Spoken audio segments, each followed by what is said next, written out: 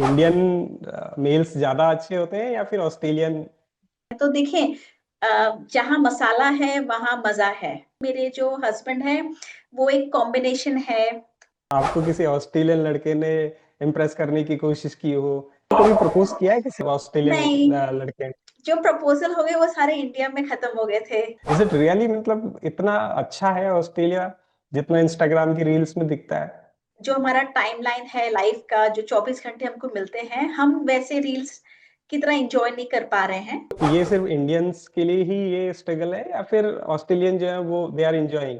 हम इंडियंस हैं, वो ज्यादा काम करते हैं तो हमारे पास एक्सेस पैसे भी होते हैं to enjoy. I think Indian parenting और ऑस्ट्रेलियन पेरेंटिंग में बहुत ज्यादा डिफरेंस है वहाँ। अब हम यहाँ पे बच्चों को थप्पड़ नहीं मार सकते, हम बच्चों को कुछ डांट नहीं सकते क्योंकि यहाँ की लॉज डिफरेंट है। इज इट समथिंग कि यार आजादी मिल गई, अब बाहर आ गए हैं बिल्कुल, अब तो चकदे फट्टे हो जाएगा, या डर था अंदर से? कैसा, मतलब क्या था, व्हाट वाज द फीलिंग जो? मेरे हिसाब से मुझे तो घबराहट डे वन से नहीं हुई, और मैंने कभी हम्म। मिस नहीं किया इंडिया को। कि it was not a good decision to move out from India? Uh, देखिए, सबसे पहले तो रिग्रेट बिल्कुल नहीं था या क्यों बाहर आई। हाँ, before moving ahead just tell me about yourself. तो आदरा जी, आप मुझे अपने बारे में बताएं, so that my audience can be benefited with your interview or your session. Girish जी, सबसे पहले तो बहुत थैंक यू, आपने मुझे अपने पॉडकास्ट के लिए चुना है। आई रियली अप्रिशिएट कि आप टाइम भी अब निकाल रहे हो मेरे लिए और अपने दर्शकों के लिए। तो मेरा नाम आराधना सेठी है और मैं एक रजिस्टर्ड माइग्रेशन एजेंट हूँ ऑस्ट्रेलिया में। काफी सालों से ऑस्ट्रेलिया में रह रही हूँ। मेरे लिए एक अच्छा सौभाग्य है कि काम के थ्रू मैं काफी लोगों के साथ जुड़ जाती हूँ, क्योंकि ऑब्वियसली लोगों को ट्रैवल करना पसंद है या कई नए नए देश जाना पसंद है। तो ओवरऑल हम्म। देखा जाए तो मुझे खुशी मिलती है जब एक वीजा ग्रांट होता है क्लाइंट को। और मूविंग फॉरवर्ड, अगर आप पर्सनल लाइफ की बात करो तो पर्सनल लाइफ में मेरे दो बच्चे हैं, हस्बैंड है और दो डॉग्स हैं। हमारी छोटी फैमिली है। डॉग्स। डॉग्स हैं जो डॉग्स मुझे है। लगता है कभी कभी बच्चों से भी ज्यादा बेटर हैं, क्योंकि वो बहस नहीं करते, आर्ग्यूमेंट नहीं करते हैं और रुलाते नहीं गुड है गुड। मुझे। तो सो आराधना जी, मुझे एक चीज बताओ, you are being in Australia from last 18 years. मुझे करेक्ट। पता चला आप 18 साल से ऑस्ट्रेलिया में हो। तो आपको मतलब इन योर पर्सनल थॉट आपको कैसा लगता है कि इंडियन मेल्स ज्यादा अच्छे होते हैं या फिर ऑस्ट्रेलियन? अच्छा, ये शायद आप मुझे अगर थोड़े साल पहले पूछते तो मैं अच्छी तरह से जवाब दे जाती। अब मैं खुद थक गई हूँ कि मुझे सोचने का भी मौका नहीं मिलेगा इस बारे में। पर अगर आपकी दर्शक इंक्विजिटिव हैं और जानना चाहते हैं तो देखें, जहाँ मसाला है वहां मजा है। तो मुझे मसाले पसंद हैं तो मसाले आते हैं विद इंडियन मैन। ठीक है, तो ओके। मेरी चॉइस वही है। और लकीली मेरे जो हस्बैंड है वो एक कॉम्बिनेशन है, Australian man and Indian man, क्योंकि वो काफी साल मुझसे भी ज्यादा बाहर रहे हैं। तो उनको वो एक मिक्स समझ आ गया है कि बैलेंस कैसे करनी है लाइफ, और ओके। बीवी को कैसे खुश रखना है। तो मेरे हिसाब से मैं इंडियन ही प्रेफर करूंगी अभी भी। तो कोई ऐसा इंसिडेंट हुआ है आराधना जी जहाँ पे आपको किसी ऑस्ट्रेलियन लड़के ने इम्प्रेस करने की कोशिश की हो? क्योंकि एक्चुअली अभी कुछ टाइम पहले मैंने एक रील देखी थी इंस्टाग्राम पे। हम्म। तो वहाँ पे एक गोरी लेडी, वो ऐसे करके बैनर लेके खड़ी है और उस बैनर में लिखा हुआ है कि नीड इंडियन हस्बैंड। तो रियली इतने मतलब स्मार्ट होते हैं इंडियन हस्बैंड, उनकी डिमांड इतनी ज्यादा है?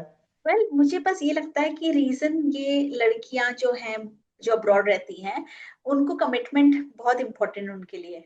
तो ओके। कमिटमेंट मिलना बहुत मुश्किल है यहाँ पे विद अदर मेन, स्पेशली अपनी जिस कंट्री में तुम रहते हो वहाँ के मेन। इसलिए वो हम्म। ट्राई करते हैं कि हमें कोई कमिटमेंट मिल सके, हमें आगे फ्यूचर हमारी फैमिली बढ़ सके। तो I think that's when they come and think about कि हाँ चलो कोई दूसरी नेशनैलिटी के पास चले जाते हैं, वो शायद वो चीज हमें दे पाएंगे जो हमारी खुद की नेशनैलिटी वाले लोग नहीं दे पा रहे हैं। तो आपको कभी प्रपोज किया है किसी इंडियन, मतलब ऑस्ट्रेलियन नहीं, लड़के ने?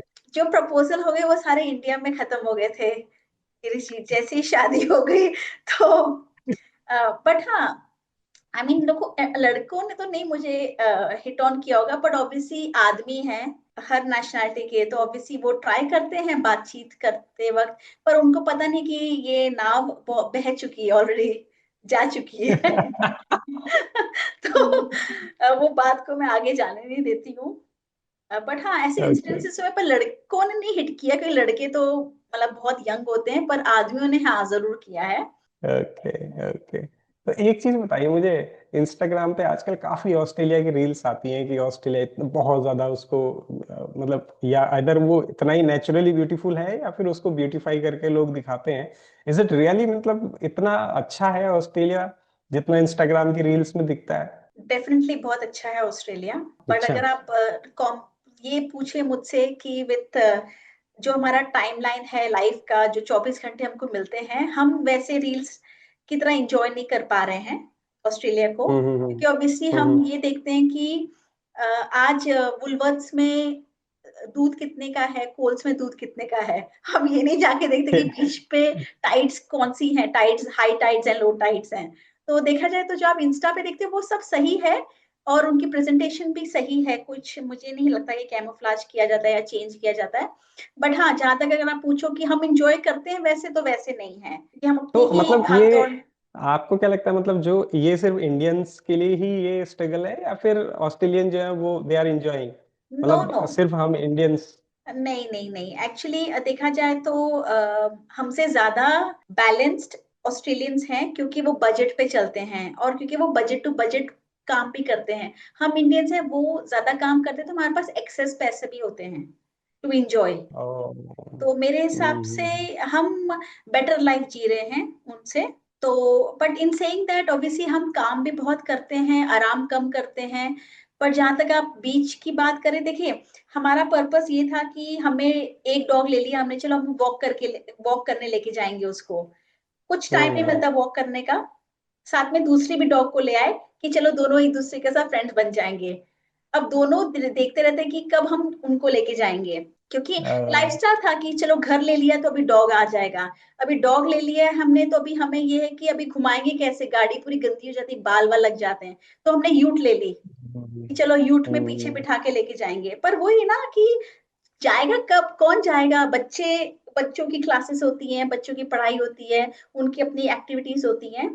तो but overall it is a very good lifestyle यहाँ पे, अगर आपने आप बताया पैसे आपके को ज्यादा अहमियत ना दे तो। आपने बताया अभी आपके दो बच्चे हैं, बोथ आर डॉटर्स। तो आपको क्या लगता है, जैसे इंडियन पेरेंटिंग और ऑस्ट्रेलियन पेरेंटिंग में बहुत ज्यादा डिफरेंस है? वहाँ के पेरेंट्स कैसे होते हैं कंपेयर टू इंडियन पेरेंट्स? मतलब आपको कुछ डिफरेंस है है और हम लोगों को कुछ इम्प्रूव करने की जरूरत है? क्या आपको लगता है, मतलब बेसिक? देखिए पेरेंटिंग ना हर डेकेड में चेंज होती रहती है। जो हम जब छोटे थे तो हम हम्म माँ बाप की बात सुनते थे, हम बहस नहीं करते थे, आर्ग्यूमेंट नहीं करते थे। हम्म हम प्लीज थैंक यू नहीं कहते थे, माँ बाप ने हमें कभी प्लीज थैंक यू नहीं कहा, ना ही हमने उनको कभी थैंक यू कहा होगा for any thing they must have done for us. पर हम्म मैं ये देखती हूँ कि पेरेंटिंग यहाँ पर ऐसी है कि बच्चों को प्लीज, स्वीट हार्ट, डार्लिंग कह के काम किया जाता है। हम्म प्लस यहाँ के मैंने बच्चे भी देखे हैं, वो एक्नॉलेज करते हैं उस चीज को, थैंक यू कहते हैं, या रेसिप्रोकेट करते हैं और बताते हैं कि हाँ आज आपके साथ हमें मिलकर अच्छा लगा, बातचीत करते हैं, हमसे पूछते हैं कि कैसा था दिन। वो रियल बात है कि they hmm actually ask you how you are, how did your day go by, you know. Hmm. तो वैसे रिग्रेट कुछ नहीं है, या कुछ इम्प्रूवमेंट नहीं आनी चाहिए, क्योंकि देखो हर कल्चर डिफरेंट है। अब हम यहाँ पे बच्चों को थप्पड़ नहीं मार सकते, हम बच्चों को कुछ डांट नहीं सकते, क्योंकि यहाँ की लॉज डिफरेंट है। ठीक है, तो हाँ। हमें भी उस हिसाब से कुछ चीजों को बर्दाश्त करना पड़ता है कि जब बच्चे हम्म। गुस्सा हो जाते हैं हमसे, तो हम वापस गुस्सा नहीं हो सकते उनके पास। हमें उनको मनाना पड़ता है और बताना पड़ता है कि ये बिहेवियर गलत था। वैसे क्यों नहीं मार सकते? यहाँ पे तो हम लोग अगर कोई करता है तो। वेल देखिए, तो देखा जाए तो क्या होता है कि बच्चे एक दूसरे से बहुत बातचीत कर रहे हैं यहाँ पे, और यहाँ पे हम्म ओपनली बातचीत करते हैं बच्चे एक दूसरे से। हम्म कोई बात छुपाता नहीं है, कोई सब। तो हमें नहीं चाहिए कि वो एक इम्प्रेशन पड़े कि माँ बाप इनके अब्यूसिव होते हैं। तो वो एक अपना इमेज भी होती है ना पेरेंट्स की, हमें वो इमेज नहीं हम्म रखनी, हमें वो नहीं रखना कि ये एक। हम्म और देखा जाए तो जहां से मैं आई हूँ, हमें थप्पड़ नहीं पड़े, क्योंकि ऑब्वियसली हम तब बात मान लेते थे। हमारे लिए आंखें ही बहुत बड़ी हो जाती कि मम्मी ने आंख दिखा दी तो हम डर के बैठ जाते थे। यहाँ के बच्चों को आंखें दिखाओ तो भी नहीं समझते, बट ओवरऑल नहीं मार सकते just because of laws and everything, क्योंकि कंप्लेन कर हम्म। सकते हैं बच्चे। और स्कूल में बहुत ये चीजों को बहुत स्ट्रांगली लिया जाता है। पर हाँ, डांटते तो जरूर हैं हम बच्चों को। और मैंने हम्म। काफी ऑस्ट्रेलियन फैमिलीज में ये देखी है जो बहुत ज्यादा डांटती हैं बच्चों को, क्योंकि वो चाहते हैं कि इम्प्रूवमेंट आ जाए बच्चों में। पर वही है, हर एक का बचपन अलग अलग होता है।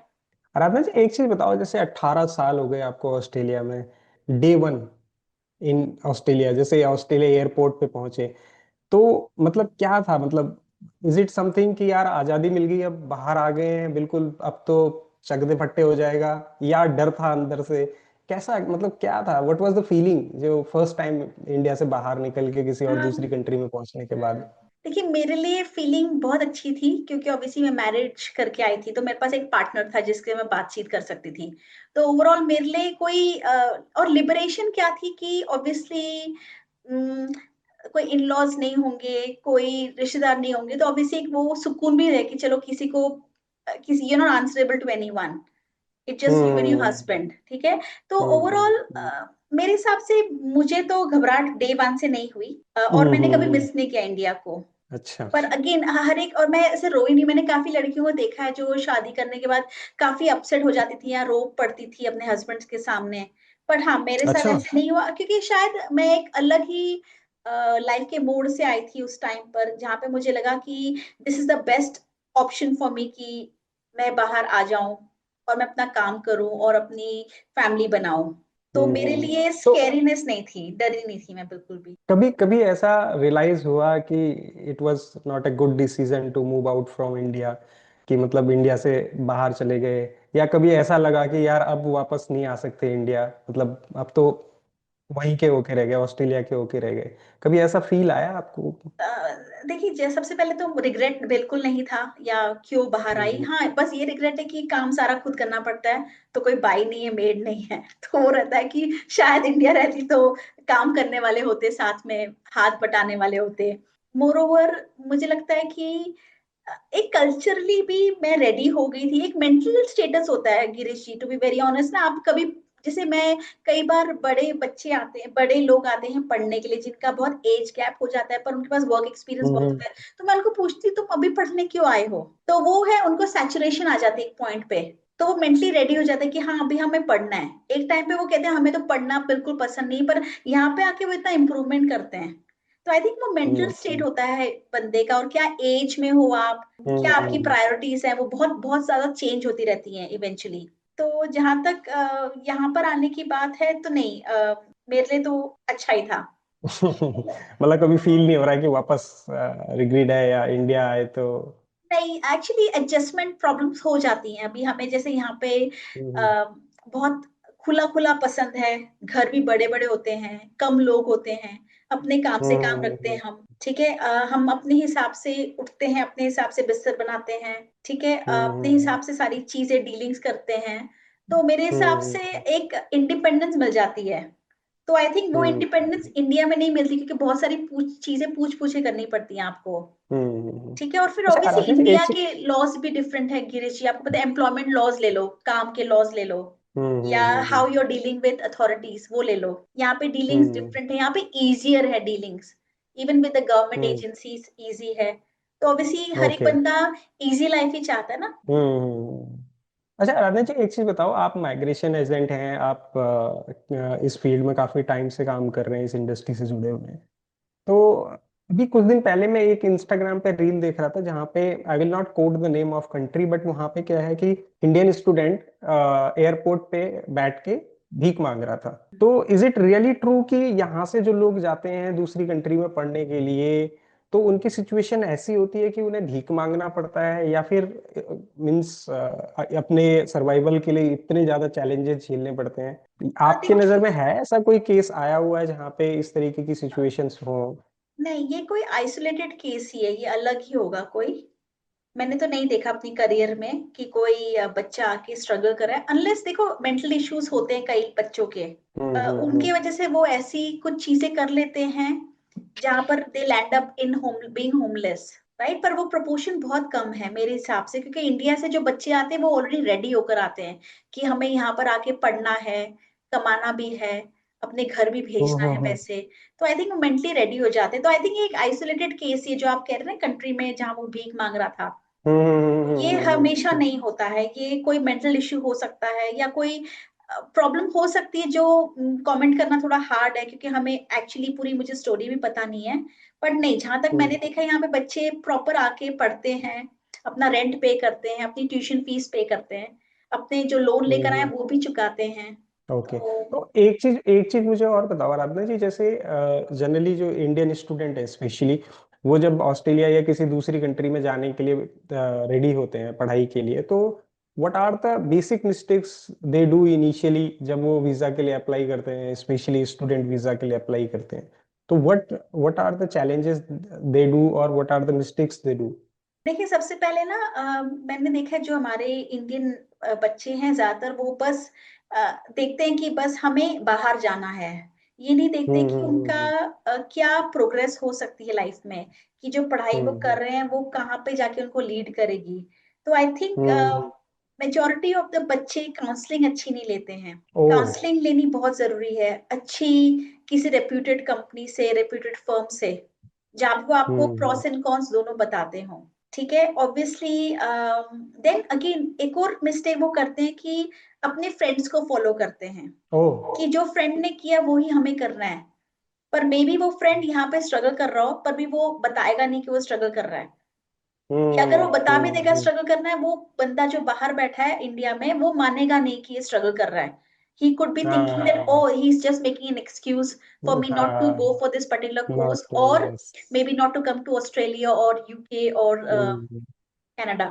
तो आई थिंक काउंसलिंग हम्म। बहुत इंपॉर्टेंट है, एंड आई थिंक अपने काउंसलर्स पे फेथ होना भी बहुत इंपॉर्टेंट है। तो you means still people are there और स्टूडेंट्स आर देयर जिनकी फर्स्ट प्रायोरिटी जो होती है वो स्टडी नहीं है, वो है कि किसी भी तरीके से मैं चला जाऊं, बस किसी भी तरीके से मैं उस कंट्री में पहुंच जाऊं। हाँ, मेजोरिटी हमारे जैसे इंडिया में, देखिए इंडिया अभी भी थर्ड वर्ल्ड कंट्री में ही माना जाता है, राइट? तो हमारे यहाँ पे गरीबी इतनी है और बच्चे पढ़ने में भी माँ बाप नहीं पे कर पाते इतनी बड़ी बड़ी ट्यूशन फीस इंडिया में। तो वो चाहते हैं कि हम्म। हमें बाहर ही जाना है जहाँ पर हम काम भी करें, पढ़ाई भी करें। Which is a good hmm. Thought, देखा जाए तो वो उल्टा ज्यादा मेहनत कर रहे हैं, क्योंकि वो कमा भी रहे हैं ड्यूरिंग द डे, वो ट्यूशन जा रहे हैं, अपनी पढ़ाई करने जा रहे हैं हम्म। University, hmm. एंड शाम हम्म। को वो काम हम्म। भी कर रहे हैं। तो वो दो चीजें कर रहे हैं एक साथ, जो हमारे इंडियन बच्चे हाँ। नहीं करते। और घर आके वो इंडियन बच्चे हमारे अपने इंडिया में बैठे हुए खाना नहीं बनाते घर पे, उनका बना होता है। हम्म। हम्म। जबकि यहाँ पे बच्चे आके हम्म। प्रॉपर खाना भी बनाते हैं। तो यहाँ पे मेहनत हम्म। करते हैं बच्चे, बहुत मेहनत करते हैं, पर हाँ, पहला उनका लुकआउट होता है कि हमें बस बाहर जाना है। ठीक है, और वो हम्म। कोर्स की चॉइस कभी कभी ठीक नहीं करते हैं। कोर्स से याद आया कि 2023 आने वाला है, तो what are the most demanding courses और स्किल्स इन ऑस्ट्रेलिया जिससे उनको अच्छे एडमिशन्स मिले और करियर जिसमें ग्रोथ होती है उनकी? तो 2026 के लिए देखिए, अगेन ऑस्ट्रेलिया में जो जरूरत है ज्यादातर लोगों की, मेडिकल प्रोफेशन में जरूरत है। ओ। ठीक है, इंजीनियरिंग में जरूरत है, हम्म। ट्रेड, इंजीनियरिंग इंजीनियरिंग में स्पेसिफिक कोई आईटी सिविल हो जैसे गया, और? मैकेनिकल हो गया। ओके। ठीक है, ओके। इवन देखा जाए तो एआई के कोर्सेज भी बहुत हैं ऑस्ट्रेलिया में, जो बहुत पॉपुलर हैं। ऐसे भी कोर्सेज हैं टीचिंग के, बहुत पॉपुलर हैं, बट क्या होता है उनमें बहुत ज्यादा एलिजिबिलिटी रिक्वायरमेंट्स होती हैं। जैसे टीचिंग की कोर्स के लिए एक बार होता है, बहुत हम्म। हाई बार सेट करते हैं वो। तो वो अच्छा। मिलना हमारे बच्चों के लिए थोड़ा मुश्किल हो जाता है, unless you are like a scholar and you are very good at everything. ठीक है, तो टीचिंग हो हम्म। गया, you talk about medical profession हो गया, एआई से रिलेटेड कुछ कोर्सेज हो गए, वो भी बहुत अच्छे हैं। फिर अभी हम्म। जैसे अगर आप ये पूछे कौन से अच्छे हैं कोर्सेज, अगर आप ऑलरेडी ऑस्ट्रेलिया में हो तो आपके पास ट्रेड कोर्सेज हैं बहुत सारे, जैसे कि कारपेंटर, ओह। प्लास्टर। ये बहुत, जो इंडिया में हम कारपेंटर को मे बी थोड़े से पैसे देते हैं, यहाँ पे वो हम्म। कारपेंटर करना बन जाते हो। ऑब्वियसली लाइसेंस भी होना चाहिए आपके पास, वर्क एक्सपीरियंस हम्म। होना चाहिए, तो आपके पास हम्म। ज्यादा अच्छी अपॉर्चुनिटीज और पैसे कमाने के सोर्स बन जाते हैं। और आराधन जी, एक चीज और बताओ, काफी सारे बच्चे हैं इंडिया में जिनके पास 10 से 12 लाख रुपए का बजट होता है, तो क्या उनको सपने देखने चाहिए ऑस्ट्रेलिया में पढ़ने के लिए, या फिर सिर्फ ये हक उन्हीं का है जिनके पास ज्यादा अमाउंट है, बड़े रकम है? देखिए, 10 से 12 लाख रुपए की savings is not good enough Australia के लिए। ऑब्वियसली आपके पास 10 से 12 लाख का तो आईटीआर होना चाहिए माँ बाप का, क्योंकि ऑस्ट्रेलिया बहुत, अच्छा। ऑस्ट्रेलिया जो है वो बच्चों, पेरेंट्स को सबसे ज्यादा प्रायोरिटी देता है एज अ स्पॉन्सर। तो आपके हम्म। माँ बाप के पास, माँ बाप, मम डैड की दोनों की सैलरी मिला के, आईटीआर मिला के एटलीस्ट 10 to 12 लाख होने चाहिए। Plus they should be able hmm. To afford tuition fees at least 6 महीने की पहले, प्लस और 6 महीने की उनको शो करनी चाहिए कि उनके पास पड़े हैं वो पैसे। तो ओ। ये इतना इजी नहीं है, पर इतना हार्ड भी नहीं है। लोन ले सकते हैं एक्चुअली, बच्चे काफी लोन ले सकते हैं, एजुकेशन लोन। काफी हम्म कॉलेजेस लोन एक्सेप्ट करती हैं, यूनिवर्सिटीज लोन एक्सेप्ट करती हैं। और मैंने देखा है कि हम्म काफी सोर्सेस हैं इंडिया में जहाँ पे आप हम्म। बच्चों को लोन आराम से मिल जाता है।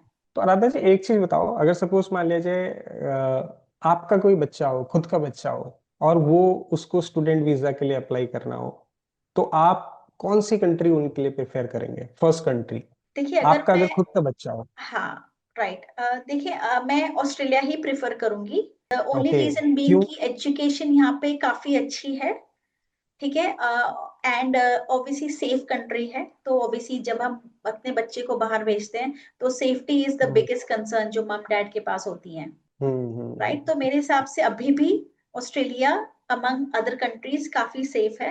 और हम्म। यहाँ पे अपॉर्चुनिटीज भी बहुत अच्छी हैं कि आपको, if you are keen to learn, there are hmm. People who are keen to teach you. तो आराधना जी एक लाइफ लेसन जो हमारे स्टूडेंट हैं ऑस्ट्रेलिया में पढ़ना चाहते हैं उनके लिए, because you are having 18 years of experience in Australia, तो क्या होगा वो एक लाइफ लेसन? मैं यही कहूंगी, लाइव लेसन ये होगा कि मेक श्योर कि आप जब पढ़ाई कर रहे हो तो जो इंडिया में पढ़ाई कर रहे हो उसको प्रॉपरली पढ़ो, और अपने डॉक्यूमेंटेशन को हमेशा अप टू डेट रखो।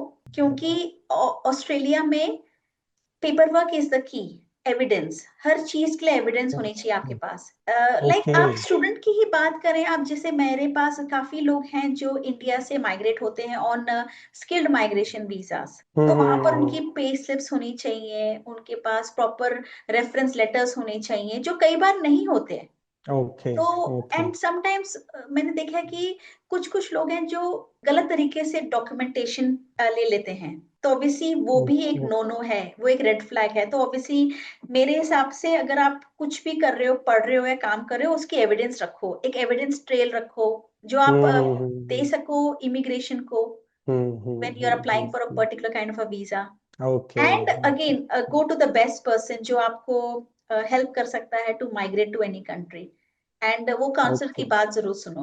आराधना जी लास्ट क्वेश्चन है, स्टूडेंट वीजा के अलावा और कौन से वीजा है, लाइक मी, मेरे लिए कौन सा वीजा है, या फिर businessman who wants to go and start their own business in Australia?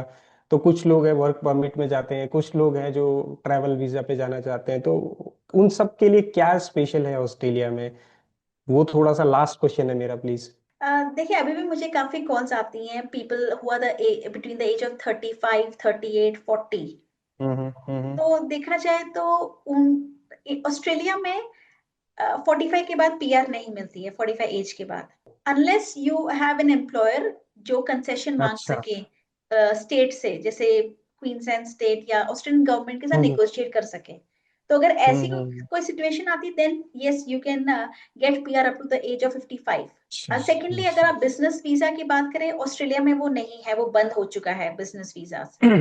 So the only way to migrate to Australia is either through a study student visa, या कोई आपको sponsor कर सके, an employer who can sponsor you, which is called employer sponsored visas, या अपने बलबूते पे with the help of your own points आप ओके।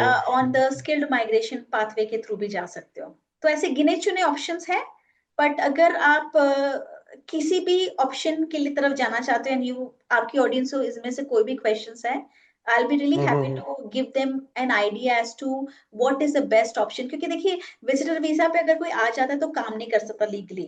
ओ। तो अगर उनका काम करने का ये है इंटेंशन है, तो visitor visa is not the right option, क्योंकि means by law case to case आप डिपेंड करता है।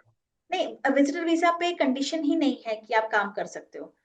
वो कंडीशन के साथ आता है कि नो वर्क। तो technically you can't get remuneration from an employer अगर आप काम कर रहे हो किसी के साथ, एंड लीगली वो एक रॉन्ग चीज है, आप ब्रीच करो अपने वीजा कंडीशंस। तो ओके। ऑब्वियसली अगर किसी का इंटेंशन है सिर्फ काम करने का, then they have to have the right skills, right qualifications, to actually get the visa. तो आराधना जी, if you don't mind, if you can text me your email ID or your WhatsApp number so that my audience who are listening this podcast can contact you. If possible, is it possible? Means they can contact you for some assistant of these courses Yes, and all. I'm happy to actually जो भी आपकी audience है, I'll be hmm happy to assist them. अगर उनकी कुछ questions है, मैं आपको मेरा वर्क नंबर दे सकती हूँ जहाँ पे वो मुझे व्हाट्सएप कर सकते हैं, और ईमेल। मैं नीचे डिस्क्रिप्शन में आपका ईमेल आईडी और आपका फोन नंबर मेंशन कर दूंगा, और they can contact you and they can give the reference of this podcast, तो आपके साथ कनेक्ट हो सकते हैं. Please help them if you can, please. Yes this is for I my will. Audience. Yes Girish ji, I am happy to help them if they are eligible, क्योंकि magic तो नहीं हो सकता, बट हाँ, if they are eligible definitely I will be able to help them. So thank you so much Aradhana ji for coming into my show. Specially thank you कि आपने अपना email ID और डायरेक्ट फोन नंबर मुझे दिया, which I will mention on my description below this video.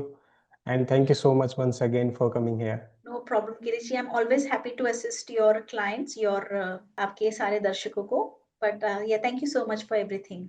Thank you so much, Aradhana ji.